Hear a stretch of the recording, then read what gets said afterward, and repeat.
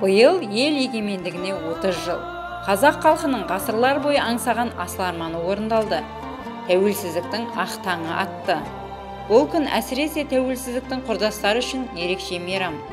Дүниеге шыр етіп келген күннен бастап, тәуелсіз елдің ұрпақтары деген аталы сөзі естіп өскен өрендердің бірі Жаңақорғандық Құсайын Қожа Төлегенов.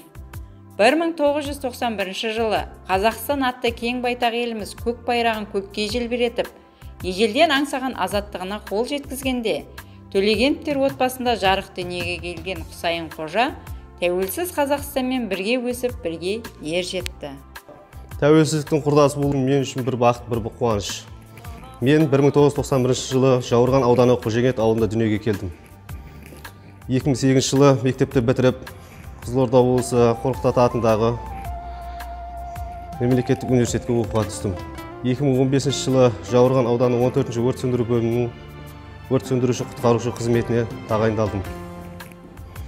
Қазіргі таңда бөлімше командир қызметін атқарудамын. Өрт сөндіруші мамандығының өз қиындығы мен жауапкершілігін жас маман жақсы түсінді. Осылайша өз мамандығына деген сүйіспеншілігі үлкен жетістіктерге жетеледі. 6 жылдың ішінде тәжірибе жинақтап, еселі еңбегі үшін аудан әкімінің алғыс хатымен марапатталды. Жас маманның ерекше қабілетін бөлім басшысы да бағалап, өз пікірін білдірді. Біздің қызметкеріміз нөмір 14-ші өрт сөндіру бөлімінің бөлімше командирі Құсайын Қожа Абибуллаұлы. Осы бөлімде 6 жылдан бері қызмет атқарып келеді. Осы қызмет атқару кезінде өзінің барлық оң жағынан көрсетуін, тәртібін оң жағынан көрсете білген қызметкер, жақсы маман, барлық бұйрықтар мен функционалдық міндеттерді толық орындайды.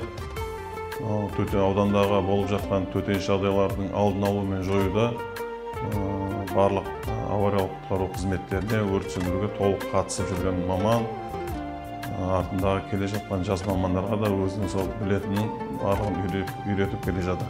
Құсайын Қожа Абибуллаұлы осы тәуелсіздігіміздің төл құрдасы, тәуелсіздік төл құрдасы болғаннан кейін бұл маман жаман болмайды.